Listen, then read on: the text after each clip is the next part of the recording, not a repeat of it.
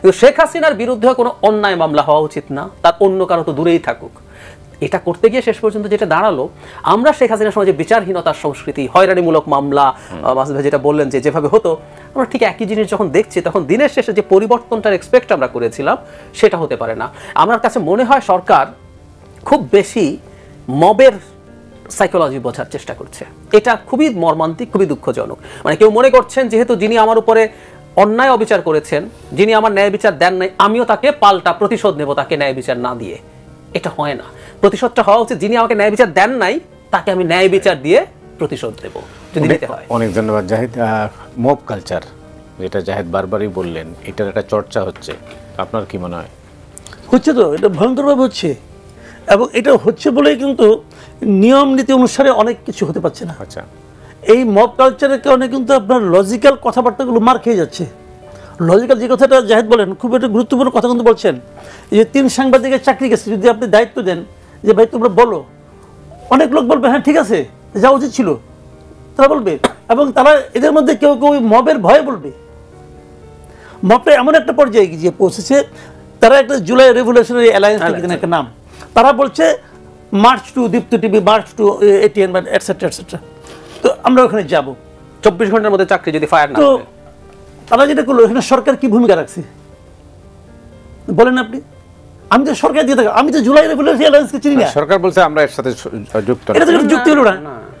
সরকার বলবে যে কোনো মানে এই ধরনের মার্চের ব্যাপারে, এই মার্চটা বেআইনি মার্চ। তুমি একজন লোককে বলতে পারো, আমি আপনাকে বলতে পারি যে আপনি বাসায় আপনি এই পাঞ্জাবি ঘুরে আসছেন কেন, আপনি এই পাঞ্জাবি পড়তে পারবেন, আপনি বাসায় এলাম ই করবো, অভিযান চালাবো, ভাঙচুর করবো, এটা আমি বলতে পারি। বললে আপনি কি করবেন? আপনার পুলিশকে ফোন দেবেন, ভাই এটা আমার পার্সোনালি এর হাত তুলছে। এখন আপনি যে বলছেন এই পাঞ্জাবি আমি পড়বো না, মাসুদ কালাম আমার হুমকি দিচ্ছে, তাহলে কি হলো? এটা কি আইনের শাসন হলো? হলো না তো। তার প্রতিষ্ঠানে কে থাকবে কে থাকবে এটা সে বুঝবে। এবং এই ক্ষেত্রে আপনাকে নিরাপত্তা দেওয়ার দায়িত্ব কার? রাষ্ট্রের। রাষ্ট্রকে সেই ভূমিকা পালন করতে পারছে? রাষ্ট্র বলছে না আমি তো কিছু বলি নাই, আমি তো তাদেরকে বাদ দিতে বলি নাই। তাহলে সে নিজের কাজে নিচ্ছে কেন? সে তো ওই যে আমি কলা খাইনার মতো হয়ে গেল, যে আমি তাদের বাদ দিতে বলি নাই। রাষ্ট্রের দায়িত্ব ছিল যে কোনো এই ধরনের, রাষ্ট্র তো দেয় না, রাষ্ট্র না দিয়ে অভ্যস্ত, এবং রাষ্ট্র এটাকে এনজয় করে। জিয়াফতকে রাষ্ট্র এনজয় করে। প্রথম আলোর সামনে জিয়াফত হবে, রাষ্ট্র একবারও বলছে এটা করা যাবে না, বলছে প্রথম আলোতে কে কে লিখে, এই জন্য তার বিরুদ্ধে আন্দোলন হবে। এই ধরনের ঘোষণা কি আসে নাই? আসছে। তো এটাকে কে দিবে প্রোটেকশন? রাষ্ট্র দিবে। যখন 32 সালে ভাঙা হলো ঘোষণা দেয়া, রাষ্ট্রকে এটাকে ফেরানোর চেষ্টা করছে? করে নাই তো। রাষ্ট্রগুলো এনজয় করছে। এখন আপনি যেটাই করেন না কেন, কোনোটা আপনার পক্ষে যাবে, কোনোটা আপনার বিপক্ষে যাবে, কিন্তু আপনার তো একটা নীতিমালা থাকতে হবে। আপনি বলেন একটা কথা, 5 তারিখে হাসিনা চলে গেল, 8 তারিখে ইউনূস সাহেবকে আইনে ক্ষমতায় বসাতে হলো। ওনাকে তো বসানো হয়েছে আপাতত শীতে, রেশনের কাহিনী কি ছিল অত গভীরে আমাদের যায় লাভ নাই, ওনাকে তো বসানো হয়েছে। তো 5 থেকে 8 এই 3 দিন দেশে তো কোনো সরকার ছিল না, তো দেশে একটা সরকার আনার দরকারটা পড়লো কেন? চলছিল তো, ওভাবে চললো না কেন?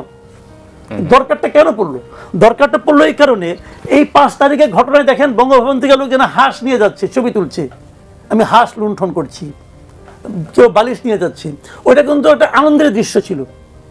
কিন্তু যেই মাত্র একটা সরকার চলে আসলো, যদি পরের দিন আবার তারা এটা করতে যায়, তখন কিন্তু এটা আনন্দ থাকবে না, তখন এটা হবে আইনহীনতা। তখন থেকে সরকার চলে আসছে। সরকারের দায়িত্বটা কি?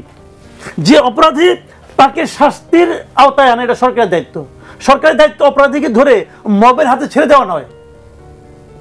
এটাই তো সরকারের সঙ্গে সরকারহীনতা পার্থক্য। যে সেই কাজ থেকে আমাদের সরকার করতে পারছে। সরকার যদি বলতে পারতো যে ওই 3 প্রতিষ্ঠানকে আমরা বলছি, আপনারা ওনাদেরকে, এটা তো বোঝাই গেছে ওই ঘটনার প্রেক্ষিতে সবাই চাকরি গেছে, আপনারা তাদেরকে চাকরি দেন, নতুনকে আনেন, অন্য কোনো কারণ থাকলে অন্য সময় আপনি বাদ দেন, কিন্তু এখন নয়। সরকার এই কথা বলতে পারছে? বলে নাই। সরকার এনজয় করছে, বলছে না আমি কিছু বলি নাই। তো এটা তো অজুহাত, এটা যে অজুহাত, এটা বুঝতে কারো কোনো কষ্ট হয় নাই। কাজে মবটাকেও সরকার মাঝে মাঝে এনজয় করে, মাঝে মাঝে থামানোর চেষ্টা করে। যেমন আপনার সিপিবি অফিস, মবের ক্যারেক্টারটা কি? সিপিবি অফিসটা কিন্তু ঘোষণা করছিল যে আমাদের মব সম্রাট, যে সিপিবিকে ভেঙে দেব। সিপিবি ভাঙে নাই কেন? বললেন তো কেন ভাঙে নাই? খুব সিম্পল একটা হিসাব। কিন্তু আসলে যারা এই মব করে, এরা আসলে লুণ্ঠন করে, এদের কোনো আদর্শ নাই, এদের আদর্শ একটাই যে আমি কিন্তু কিছু লুটপাট করবো, এরা আসলে লুটপাটকারী। তো এরা চিন্তা করছে সিপিবি অফিসে যাবো না, আসে কি লুণ্ঠন করার, ওদের ভাঙা চেয়ার টেবিল ছাড়া। এই জন্য ওটা ব্যর্থ হয়েছে। ওটা যদি কিছু থাকতো, যদি প্রমাণ হইতো যে অনেক সোনার মেডেল টেলে আছে, তাহলে হয়ে যেত লুণ্ঠন। ওদের কিছু নাই, গণভবনে লুণ্ঠন করে আরাম আছে। রাইট, অনেক ধন্যবাদ। আচ্ছা, মব কালচার জি, পরিণতি কি? পরিণতি খুব ভয়ঙ্কর। মানে ব্যাপারটা হচ্ছে এরকম, সরকার মব এনজয় করছে এবং আমি সরকার একটা কৌশলগত চিন্তাও আছে বলে আমি মনে করি। এটা আমি আমার একটা অ্যানালিসিস বলি, এটা নিয়ে কেউ আপত্তি করতে পারে। যেমন ধরুন, আমি আরেকটা মবের কথা বলি, একটা অপরাধ যেটাকে আমি কোনোভাবেই নিতে পারি না, সেটা হচ্ছে মাজার ভাঙা হয়েছে, সংখ্যাটা 100-র বেশি। আমি আবারও বলছি, প্রথম 1 মাস, 1.5 মাস, 2 মাস পর্যন্ত না আমি ছাড় দিতে প্রস্তুত আছি। আমাদের পুলিশের যে অবস্থা ছিল, আমাদের তো বাস্তবতার মাটিতে দাঁড়িয়ে কথা বলতে হবে, ছাড় দিলাম। ততদিনে 10, 15, 20টা মাজার ভাঙা হয়েছে। এরপর পুলিশ যখন তার এনার্জি রিগেইন করেছে, তার স্ট্রেংথ রিগেইন করেছে, 6 মাস, 7 মাস, 8 মাস পরে ক্রমাগত হয়েছে। বহু ক্ষেত্রে মব তৈরি হচ্ছে, সরকার বাধা দিচ্ছে না, অথচ একটা জায়গায় যদি স্ট্রিক্ট স্টেপ নিত এগুলো কিন্তু বন্ধ হয়ে যেত। কিন্তু না, সরকার এটা দিচ্ছে না। আমার ধারণা সরকার একটা গ্রুপকে তার হাতে রাখতে চায়, আমি নিশ্চিত নই, তারপরও খুব কম সম্ভাবনা থাকলে আমাদের এটা নিয়ে অনেক সিরিয়াস অ্যালার্মিং দিতে হবে। সরকারের একটা অংশ ক্ষমতাকে এক্সটেন্ড করতে চায় বলে মনে হয় নানান রকম পদক্ষেপে। এখন তারা যদি সেটা চান, মাঠে সম্ভাবনা আছে যারা নির্বাচন একটা স্পেসিফিক টাইমের মধ্যে চান, তাদের সাথে একটা সংঘাতময় পরিস্থিতি তৈরি হওয়ার। আমার ইন্টারপ্রিটেশন হচ্ছে এরকম, প্রশ্নের ঢঙে, আমিও খুব কনফিডেন্টলি বলছি না, কিন্তু সন্দেহগুলো মানে মাঠে রেখে দেওয়া দরকার আছে। সরকার কি মনে করছে তাহলে তাদের সাথে মাঠে কমব্যাট করার জন্য আমার একটা ফোর্স দরকার, তাই আমি এদেরকে ছাড় দেব? না হয় আমি এই প্রশ্নটা করি। ওড়না নিয়ে এক ভদ্রলোককে গ্রেফতার করা হয়েছিল, একটা মেয়ে কিভাবে ওড়না পড়বে সেইটার সে ঠিক করে দিচ্ছে এবং তার স্বীকৃতি আছে। আদালতে দাঁড়িয়ে অন ক্যামেরা তিনি কথা বলছেন, অত্যন্ত অশ্লীল ভাষায় তিনি ক্যামেরার সামনে কথা বলছেন, তিনি মেয়েটাকে কি বলেছেন না বলেছেন। ওদের সারা রাত একটা থানায় কিছু লোক পুলিশকে হুমকি ধামকি দিচ্ছে, লাইভ করছে। এটা কবেকার কথাই, কিছুদিন আগে, যখন পুলিশের শক্তি তৈরি হয়েছে, মিলিটারি মাঠে আছে।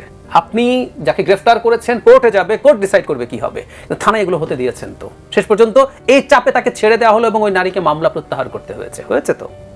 তার মানে আমার কাছে যেটা মনে হয়, সরকার এগুলো পরিকল্পিতভাবে ছাড় দিচ্ছিল। কিন্তু এখন বিপদ যেটা হয়, সেই ফ্রাঙ্কেনস্টাইনের দানবের মতো, ওই দানবকে ও তার মাত্রা ছাড়াতে থাকে, ও তার পাওয়ার এনজয় করতে থাকে, এবং যত দিন যাচ্ছে সে আরো শক্তিশালী হয়ে উঠছে। কারণ ললেসনেস বা স্টেটলেসনেস তো কারো কারো কাছে খুব মজার ব্যাপার।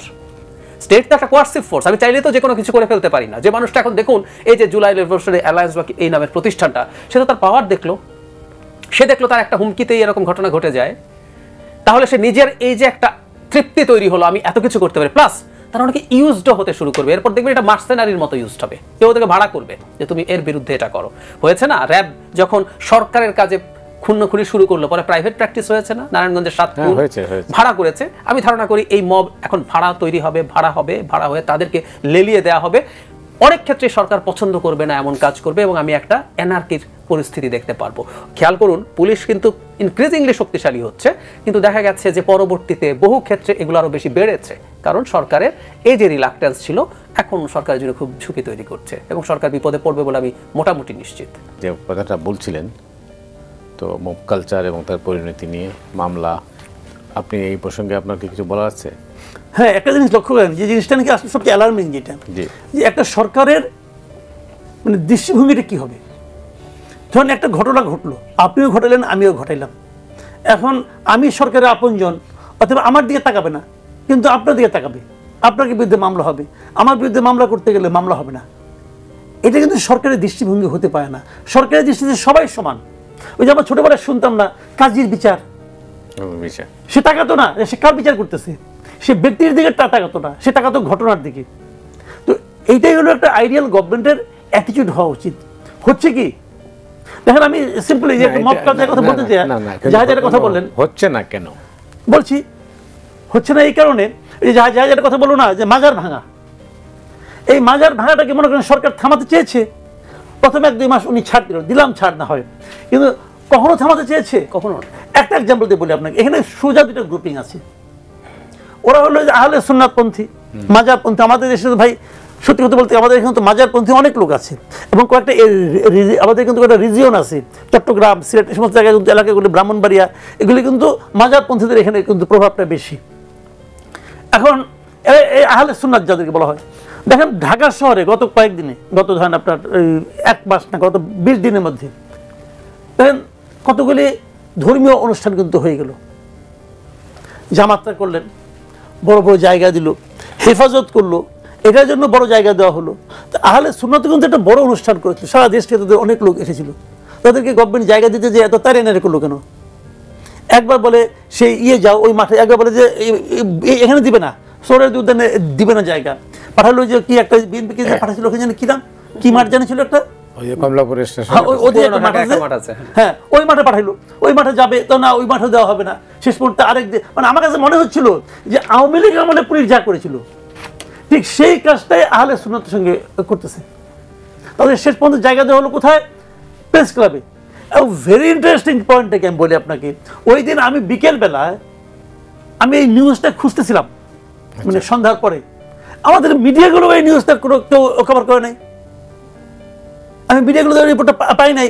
পরে আমি এক পত্রিকাকে ফোন করলাম, কি ভাই আপনি এই নিউজটা একদম ব্ল্যাক করে দিলেন, ব্ল্যাক আউট করে দিলেন নাকি? তিনি বলছেন না, এটা তো করার কথা না, আপনি খবর নেন। তারপরে সে কিছুক্ষণ পরে একটা ডাবল কলমে একটা নিউজ করে আমাকে পাঠাইলো, এই নিউজটা আমরা দিয়েছি, মানে আমি বলার প্রায় 2-3 ঘন্টা পরে। তো এটা কেন কোনো টিভিতে নিউজ দেখায় নাই, কি কারণে দেখায় নাই? তার মানে সরকারের এখানে একটা ভূমিকা আছে। সরকার এক চোখে তেল বেচতেছে, আরেক চোখে নুন বেচতেছে, কারণ সরকার মনে করতেছে যে তারও একটা লাইন আছে। এখন একটা অন্তর্বর্তীকালীন, সব সরকারের একটা লাইন থাকবে, অস্বাভাবিক কিছু না, কিন্তু এটা অন্তর্বর্তীকালীন সরকার যারা নাকি নিরপেক্ষতার প্রতিশ্রুতি দিয়ে দায়িত্ব নিয়েছে, তাদের কাছ থেকে এটা আমরা আশা করি না। এবং তারা যখন এই আজকে কিন্তু হরতাল ছিল, দেখেন ইন্টারেস্টিং, এই পয়েন্টটা শেষ করে বলে, আজকে কিন্তু ওরা কিন্তু আহলে সুন্নাত কিন্তু হরতাল ডেকেছিল, চট্টগ্রামে বেধড়ক পিটাইছে ওদেরকে পুলিশ।